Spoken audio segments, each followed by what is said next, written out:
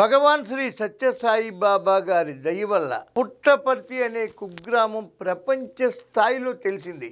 అంతర్జాతీయ విమానాశ్రయం, అద్భుతమైన కాలేజీలు, స్కూళ్ళు, హాస్పిటల్స్ అంతా బాబా దయ.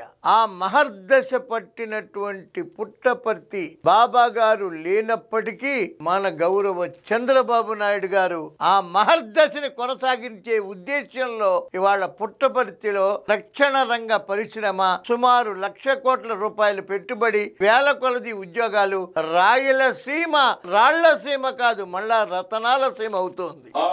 ప్రాజెక్టు పుట్టపర్తి నుంచి మన దేశ రక్షణ రంగం యొక్క సామర్థ్యాన్ని చాటుతుంది. 15,803 కోట్లతో ఫైనల్ గా 650 ఎకరాలతో పుట్టపర్తి ఒక టౌన్షిప్ వస్తుంది. 7,500 మందికి ఉద్యోగాలు వస్తాయి.